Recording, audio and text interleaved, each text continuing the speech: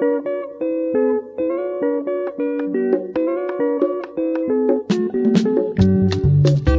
afternoon sun lit up the Mbia plains, casting golden light across the tidy rows of green gram plants.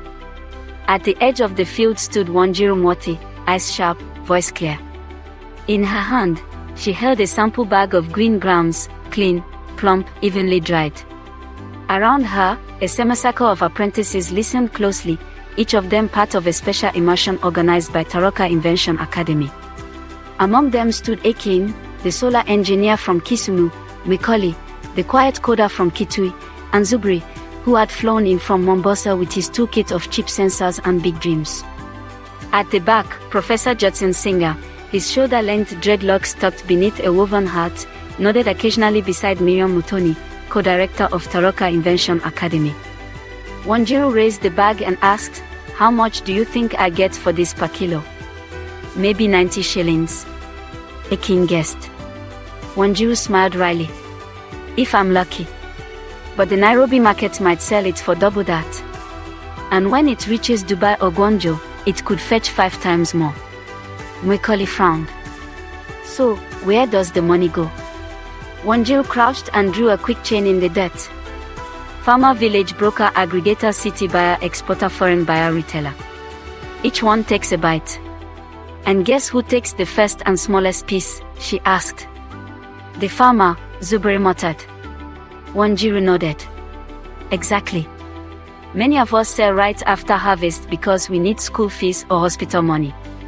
Brokers show up, wave cash, and offer 55 shillings a kilo. You refuse, they disappear. You accept, they resell it at 80 the next day.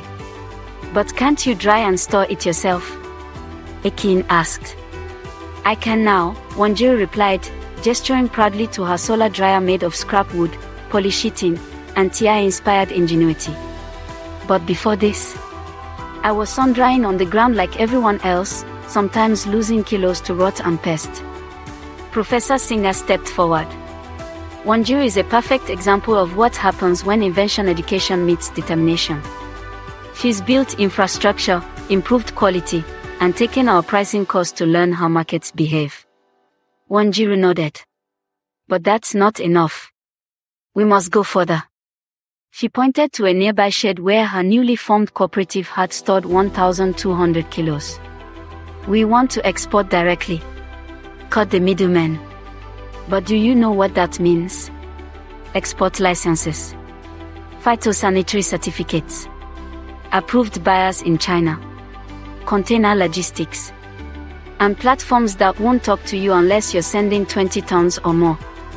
Mwikoli's eyes lit up. "What if we created a mobile platform? A way to register verified farmers, aggregate supply, and offer traceable, guaranteed quality green grams. One tap and a Chinese buyer could see our volumes, lab test results, and delivery schedules." "That's the Ndengu Direct system," said Miriam, handing out small leaflets. "We've already started designing it. You're here to help finish the prototype." Over the next 10 days, the apprentices got to work. Mwikoli mapped out the app interface. Zubri embedded QR traceability into small NFC tags. Ekin helped Wanjiru optimize airflow in the drying chambers, cutting drying time by 40%. Muchwa, a data whiz from Mochikos, built a pricing dashboard pulling from daily regional markets. One evening, while they took tea under the tamarind tree, Wanjiru shared another challenge. "Even if we export," she said, "we still have to compete with cheap Indian imports dumped into Kenyan markets. Sometimes their green grams are old stock, subsidized, but they still undercut us here at home." Zubri frowned. "That's not just a market issue. That's policy." "Exactly," said Professor Singer. "And someday, one of you might be the policymaker.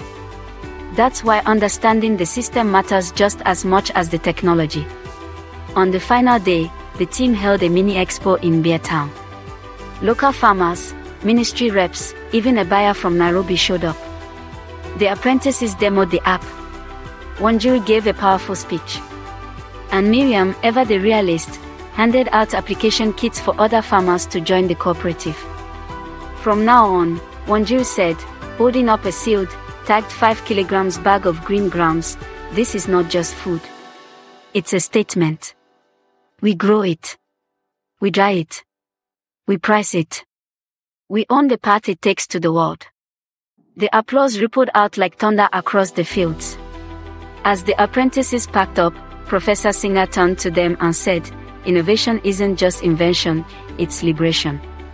This is how we win, one problem at a time. And with the Ndengu Direct system humming in beta and green grams now carrying both quality and dignity, the revolution had already begun. Thanks again for being part of Tharaka Invention Academy. Remember, today's lesson isn't the end. It's just a spark.